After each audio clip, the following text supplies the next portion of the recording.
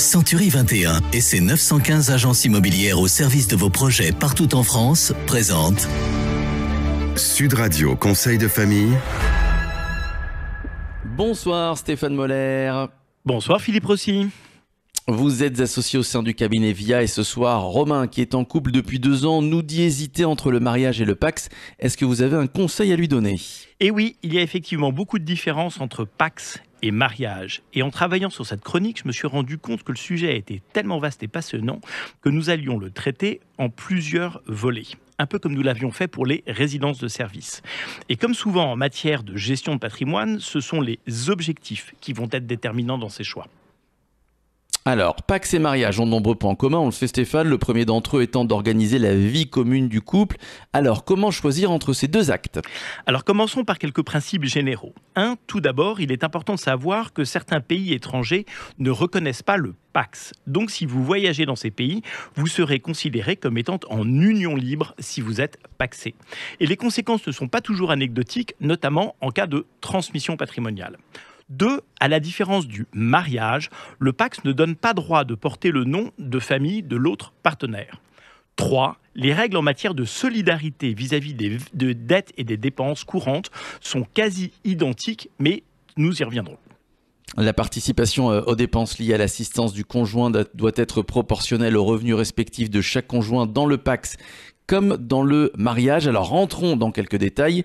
Est-ce qu'il y a des différences concernant la résidence principale ? Très importante. Si la résidence principale est une location et si le bail n'a pas été conclu par l'un des partenaires du PACS, l'autre partenaire n'est pas réputé être locataire signataire du logement. Ainsi, le partenaire signataire peut décider à tout moment de résilier le bail sans l'accord de l'autre. La cotitularité n'est pas automatique dans le PACS. Pourtant, le partenaire non signataire devra tout de même être solidaire du paiement des loyers. À la différence du PACS, les 2 époux sont réputés cotitulaires du bail, même s'il n'a été initialement signé que par l'un d'eux dans le mariage. Et si les partenaires de vie sont propriétaires de leur résidence principale ? Alors, si la résidence principale est une propriété, la situation entre PACS et mariage ne va également pas être la même. Le partenaire pacsé peut revendre le logement servant de résidence principale sans l'accord de son partenaire, à la différence du mariage, dans lequel l'époux propriétaire ne pourra pas revendre ce bien sans l'accord de son conjoint, et ce, qu'importe que son conjoint soit copropriétaire ou non.